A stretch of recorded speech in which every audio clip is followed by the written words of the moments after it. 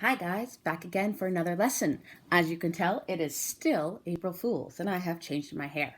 I personally think this fits me very well and maybe I should change my hair to purple. What do you guys all think?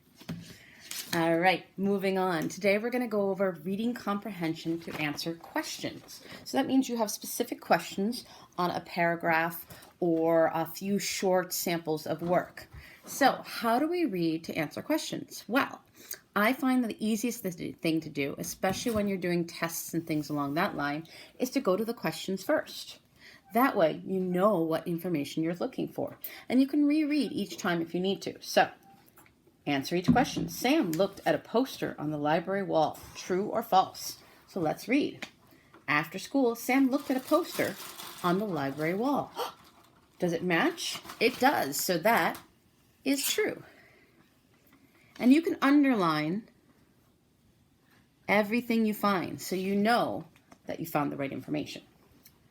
What was in the poster? So Sam looked at the poster in the library wall. It said that help was needed to clean up the pond at Sun Park on Frog Day. The frogs were dying.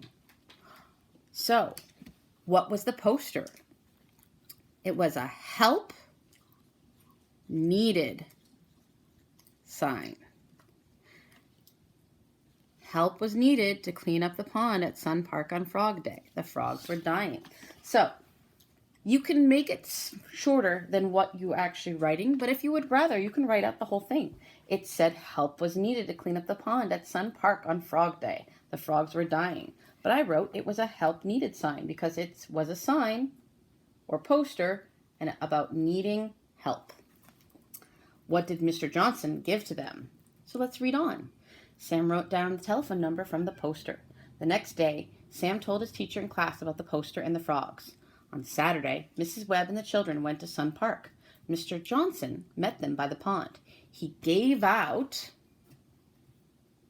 some plastic bags, nets, buckets, and rubber gloves. So what did he give them? He gave them supplies to clean. Or you could write down, he gave out plastic bags, nets, buckets, and rubber gloves. So you see that I'm able to break this down into smaller chunks by saying basically what it is. I'm coming up with a word that describes everything in there rather than writing it all out. Either one is acceptable. If you'd rather write it out, you're more than welcome to write it out. What did Sam's group do? Let's find out. Sam's group had to pick up litter around the pond. So Sam's group had to pick up litter. So what did Sam's group do?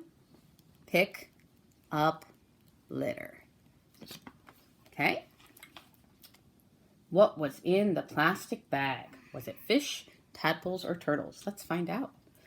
Mr. Johnson's group had to pull out the weeds. Then Mr. Johnson gave each child a plastic bag full of tadpoles. So what was in the plastic bag? Tadpoles. I wouldn't put tadpoles in a plastic bag. That sounds weird. Everyone followed him to the pond to let the tadpoles go. Tadpoles enjoyed their new home. Oh, I get it. So he gave them a bag full of tadpoles because it was the frog pond for Frog Day. And tadpoles turn into frogs. That's really cute. So here's an easy way to answer all the questions. Look at the questions first. Then do the reading until you find the answers that you're looking for. I hope that helped, and I hope you have a wonderful April Fool's. Bye.